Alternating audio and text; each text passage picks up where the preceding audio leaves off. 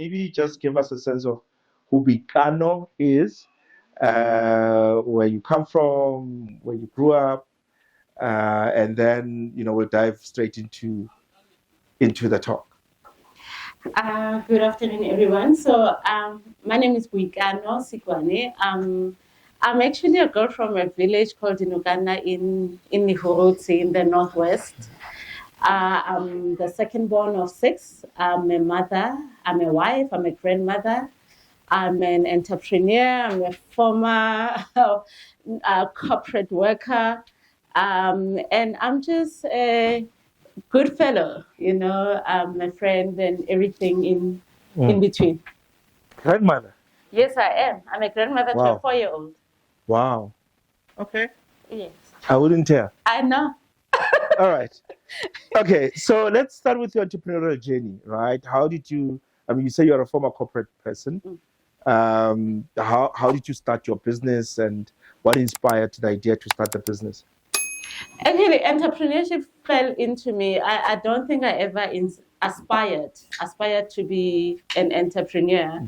I stopped working in corporate just because, simply because my husband and I decided that it was no longer working for us to have both of us out of the home with the kids, the demands. It was just not working. So when I stopped working in 2014, end of 2014, beginning of 2015, up until I started my business in 2018, all I did was wake up, take my kids to school, come back, take them to activities, come back home, and that's all I did. I was a homemaker. So the business literally fell into me, if I can say it like that. Okay. All right. So how did it fall into you? So it was an interesting story. So there was a thing that a family member and I were doing, and she had this thing, and I used to say to her, "No, man, we must actually commercialize this. This is worth commercializing. It's good. Let's try it." But it was just talk. There was nothing pushing me to do it at that time, to be honest. And I think the same applies to her. Up until in 2018. I happened to go to Lagos to visit a cousin of mine, and on my way back, I met at the airport the man who then became my business partner and who then took me and my cousin by hand and said, "Okay, so you guys say you make this chili, let me taste it." And he took it to his former employer at the time.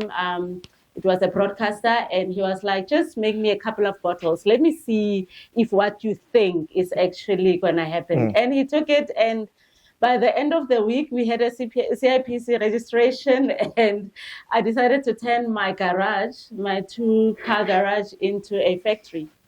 And that is exactly what happened. Okay, so from a few bottles, how many orders did you get? So at that time, I think we went from a couple of bottles to giving him specifically a box. Our boxes are 24 in a case. So we had to give him a box, and that was in 1 week it was done. I think actually it was done within the day, because then after 2 weeks we had to produce again. Then my brother took over. He was like, I also want to be in on it. And, it just started growing like that up until we decided to take it to flea markets. Okay. And so, is that the only product? I see you also have eyewear also. Yeah, so for the longest time, this was the only business that I had. The eyewear actually was just a kicking it kind of, hey, this food production business is tough, because anyone who is in the food production business will understand that, there's so many hurdles. Yeah. So I just wanted something pretty. And I used to say to my business partner, I want a pretty office. I want somewhere pretty, man. With a factory, with a chili manufacturing business, you can't have pretty.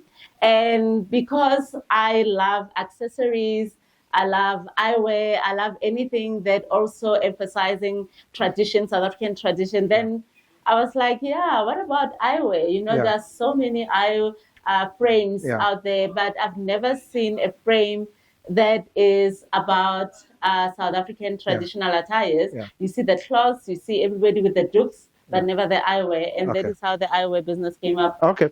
Maybe what we should do is let's get the products on the table, right? Okay. And let's just so that the guys can see what we're talking about, right? Okay. So before we talk about the Blunder, what success have you achieved in your entrepreneurial journey? If you were to say we have achieved this, you can put them here, my brother. You can put them here. What highlights, have you can brag about? I think the biggest brag for me is seeing my product on a shelf of a retail store. Okay. The first time, okay, so obviously I managed to get listed, which was a major thing to even get listed at my first spa store, which was kind of a nepotism kind of thing. But, it was a spa in Tlhabane. Okay. So that one was great. It felt great. But the biggest thing was for someone to say, wow, I was in Tlhabane and I managed to get your product from there. That was great. But then to be listed with a national retailer like Food Lovers and supplying them nationally, I think that was the biggest highlight for me because it took us quite a bit to get to that space. So maybe take us through your products. Okay. So what are we looking at here? So we can start with the chilies. I see we only have the one here, the one area here. The partner is disappointing. He's sleeping on the job. But our chilies comes in like 3 variations, right? Okay. So we've got the hot, we've got the mild, and we've got the original. Okay. So the nice story with how we name them, everybody always thinks the original is the mildest. But we called it original because this is the heat we started with. That was our original recipe. Okay. And as people loved it, some wanted it milder, some wanted it hotter. So that's how we named it. Ah, nice. Yeah. So and soon we'll be bringing in the sauces, but I'm sure that will be at the next networking session. Yes. Yes. Okay. So this is the first baby. This is the first baby. Okay. It's a toddler now. Oh yes. Nice. And the second baby? So this is my eyewear range. So the eyewear range we've got about six different ones. And every print comes in 3 different shapes. Mm-hmm. So we've got like a square frame, which we call the wayfarer. We've got the round one, the round farer, and we've got the cat eye. Then in terms of prints, we've got the vendor print, we've got the Tonga print, we've got the 2 Setswana ones, obviously because ke Motswana, it makes sense. And we've got the Ndebele one. Okay. And we also have now coming very soon in production, the Xhosa, which we call the Boniswa. And is it the one that you're wearing now? Yes, this is the Xhosa one. And then we also have the isiZulu print, which we call the Nandi. So all of them, we have names for them, The vendor one we call Maemu, which means Maemo. Levels. Okay. Yes. And then we've got Tintswalo, not the president's Tintswalo. This one is our Tintswalo. Okay. And then we've got the Boikano dots, which we call the Khaka. If you're a Motswana, you know that Letoisi La Ronald, the dotted one is called the Khaka. And then we've got the one that we call the Boikano.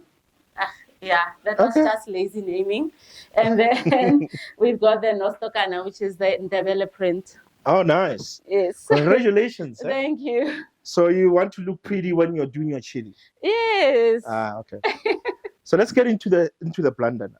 Yeah. And I'm sure there's plenty before you got here. And I'm sure even when you got here, there's still Blunders. And I'm sure there will be still Blunders going forward. All right. So let's, take us through, your first Blunder, or the one that stands out for you. The one that said to you, maybe I should get a job.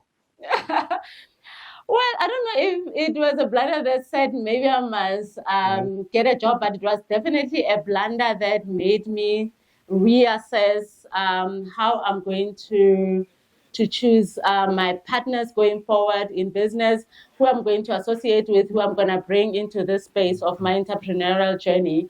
So as I said earlier, I started the business with my cousin, right? We were tight as thieves. But, very soon I realized that actually you might be a bestie with somebody, but it doesn't necessarily mean that you can do business. And sometimes when they really say that don't do business with family and friends, it's true. It really is true. So, I learned very early on the importance of discerning and understanding people at different levels, that just because someone, as I said, is a good friend, a good family member, it does not mean that you and them are aligned in terms of your vision, in terms of your aspiration if you start a business. So I learned that very early, but fortunately it was early enough for me to be able to rebound and start again. But that was actually a failure. That was my first failure in business, and it hurt. It hurt. Okay. So what moment in your relationship with your cousin you felt this is not gonna work? What happened?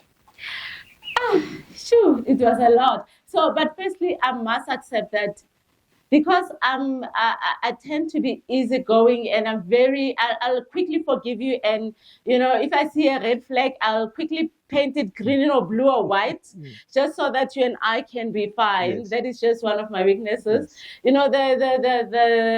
The red flags were there, in terms of how we're going to spend this money as we're making small money. Remember at the time when we started the business, everything was happening in my house. So as much as I already had aspirations that we're going to leave this garage, that we're going to be in retail stores, that we're going to be in a factory, we're going to be manufacturing, at massive scale. So for me, each and every rand counted towards the business.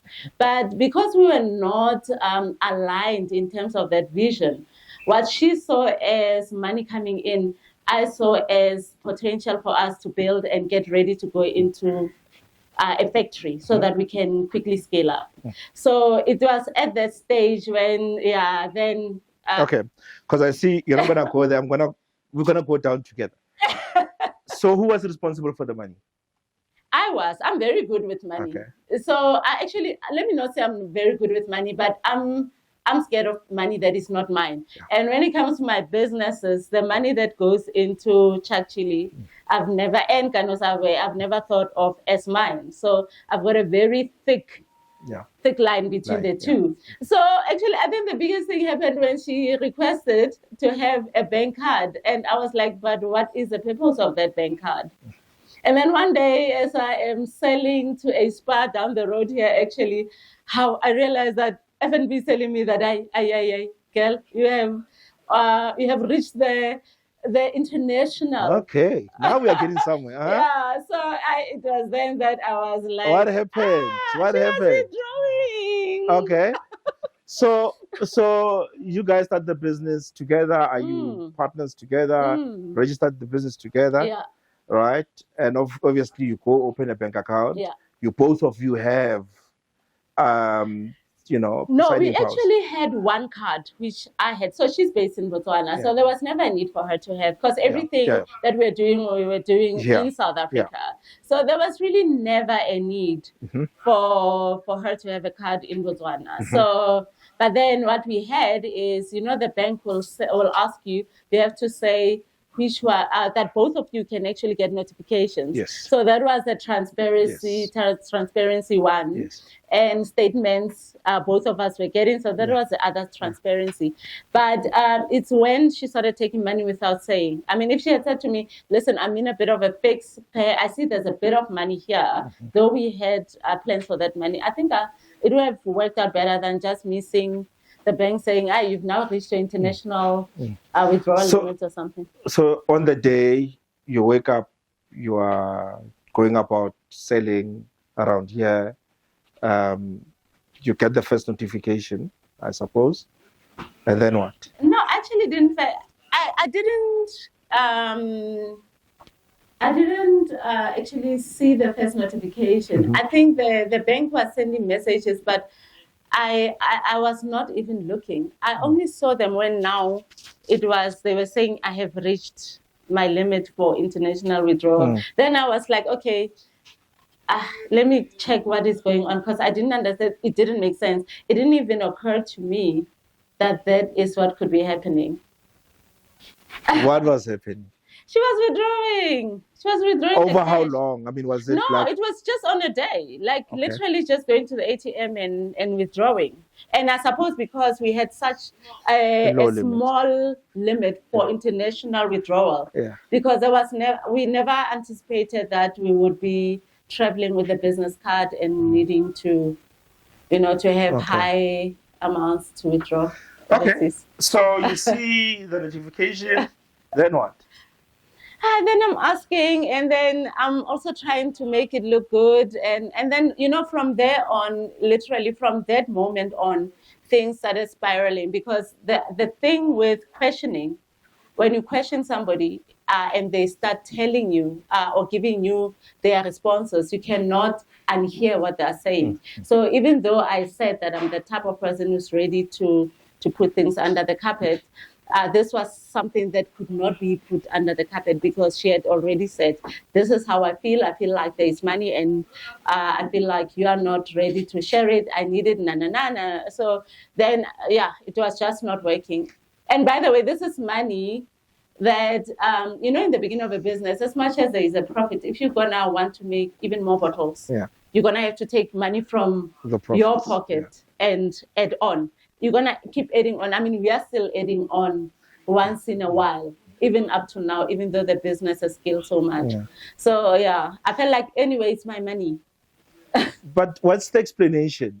Is it withdrawal for business purposes? No. Is it withdrawal for personal purposes? For personal purposes. Is it a loan? Maybe she'll repay it back? No, it's money that she really believed that she had earned and she deserved. Yeah. But was there no understanding on how you guys are going to spend money? No, there was an understanding, which is why in the beginning I had the bank card. Okay. Yeah. Okay.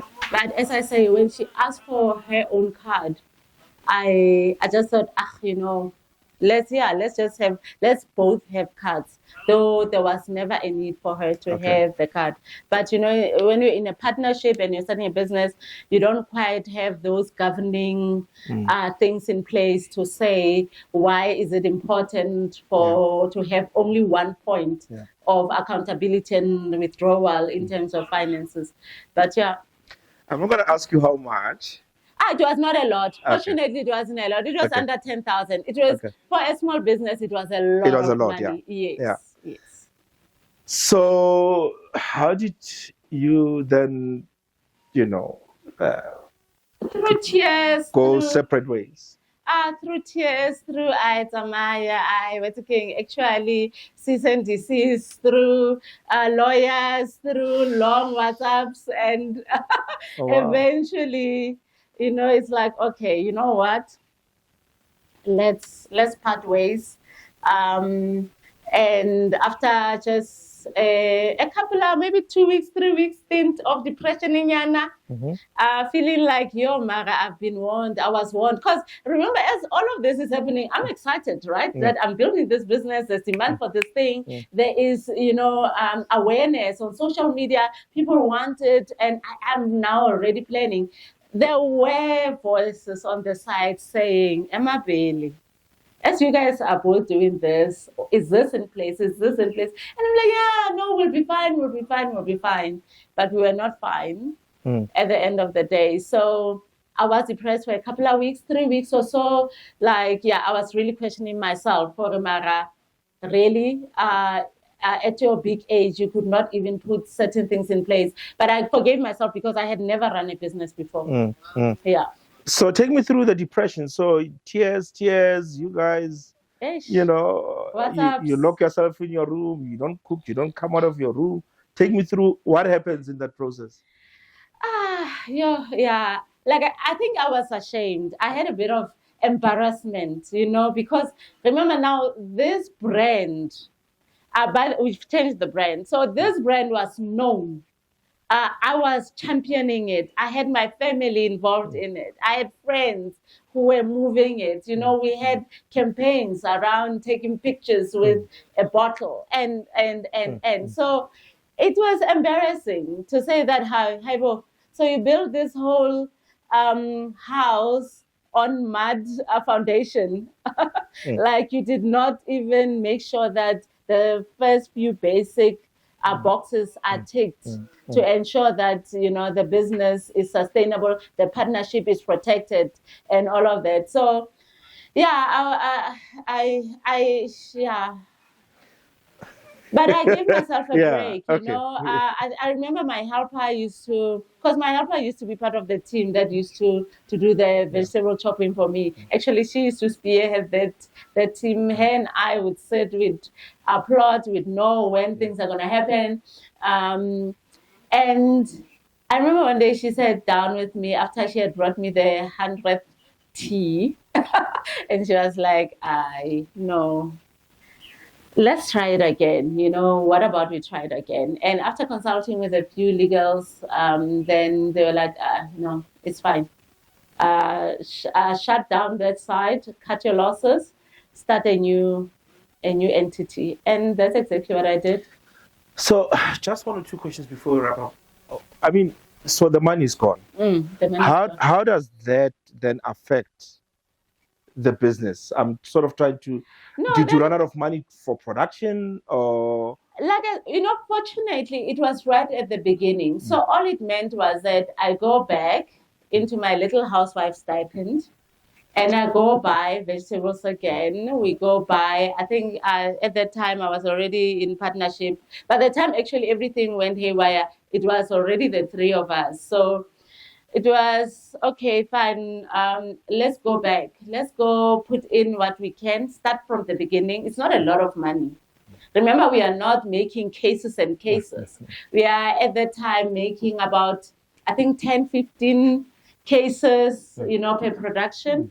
So we just go in to buy bottles, go back to console, order more labels, start again, and run a whole rebranding campaign. So yeah, the only thing that I think was the biggest loss for us was that we had to now retest the product. And anyone who's in food production knows that, in order for us to have, to claim all of these things, we can't just put them on. We take them to a lab. It costs about 10,000 or so for each variant.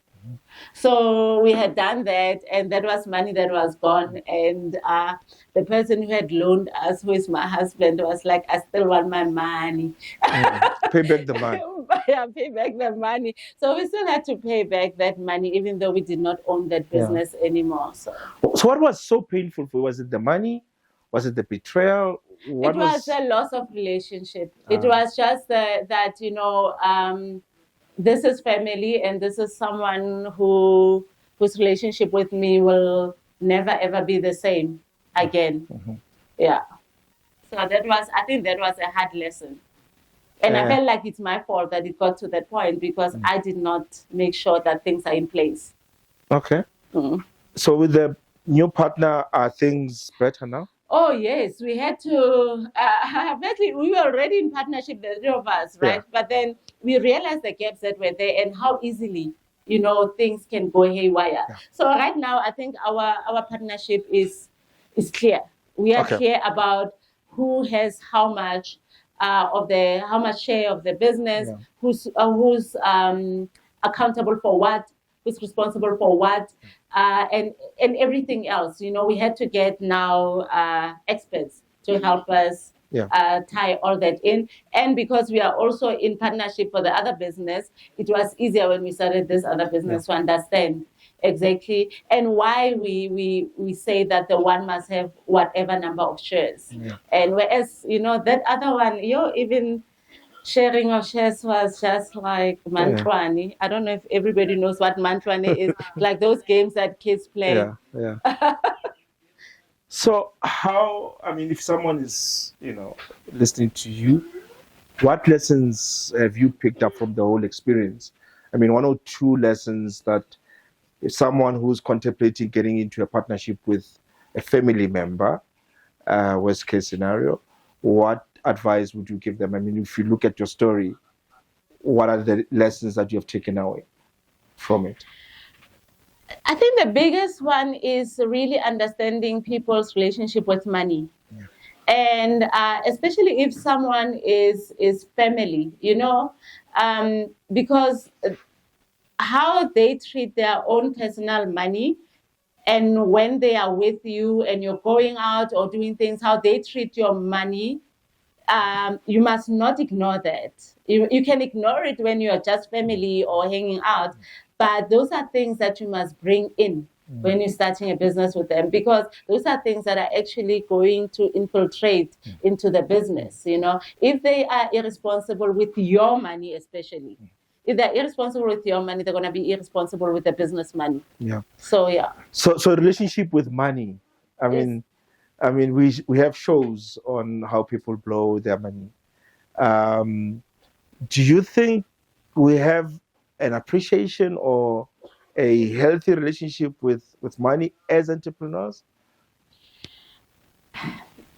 I think it's a mixed bag. There are people that I've seen who do not have a healthy relationship with the money in their business.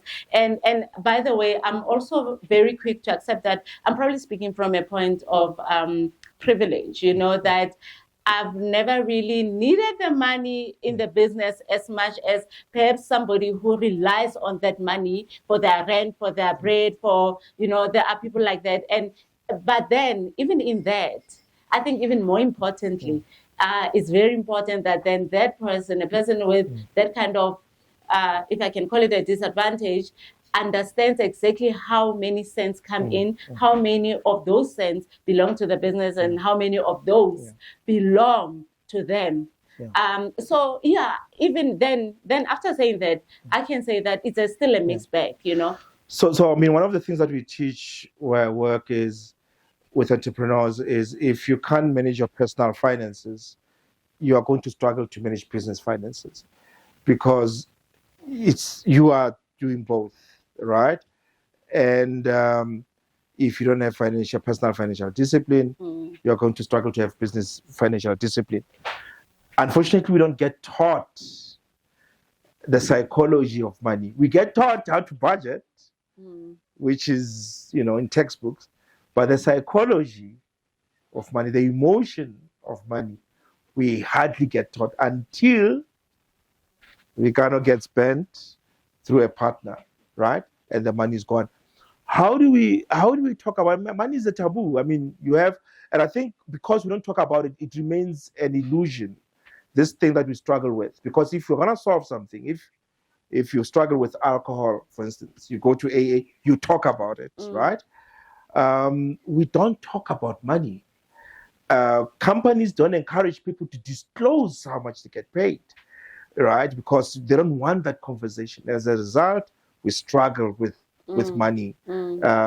How do you, I mean, if you were to advise, seeing that you don't have those issues, like, some of us, how would you advise someone about money, about, how to approach money? Not the budget way. The budget way, yes, but the personal, psychological way. Well, I don't know that I don't struggle with money, firstly, because I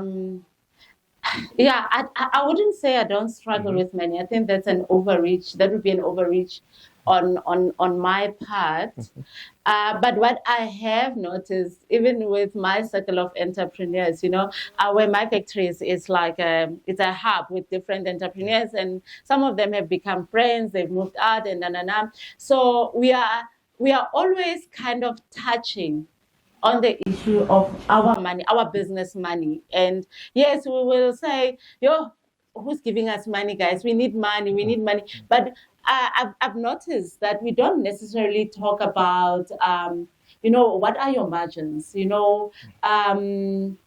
How are you making it? And things like that. So I think there is still a shame, embarrassment, or I don't know how much you're making. You might be like rolling and balling, and I'm out here at Chilli counting every cent, talking to my landlord every other month to say, hey, please give me a break. I won't be able to pay. So I think that's just that embarrassment and shame that comes with money. And it makes sense maybe how I felt when the money was taken away under my nose, because it's like, it's still shameful. There's something about it. So if you can find, a master class on someone who can teach us, I mean, I'm there for it. Understanding how to actually look at money not as something that is a reflection of me, but just a tool that is there to enable me to do what I need to do. Last question. How has this shaped how you look at failure? Are you still having, do you still look at it as shame, or has it sort of reframed how you look at failure? Well, that particular one, I think it was just a lesson, a big lesson. It was a setback. It was okay. I use a lot of Setswana words because, my natural instinct is to speak in Setswana, but like basically get awoken, stop being naive and Tanya. thinking, Tanya, Yes. So that's all that it did. I don't think after those 3 weeks of trying to personalize it, I don't think I spent more time on it. Just little irritations here and there that would happen. I'd be like, triggers. But otherwise, no. For me personally, there are other things that happened in my business over time that I have learned positively from, and I have actually helped me to build up. So that one, it was just a big rock that I tripped over. Yeah, but here you are. Here I am. Awesome. Thank you so much, Boikano. Can we give a round of applause? Thank you.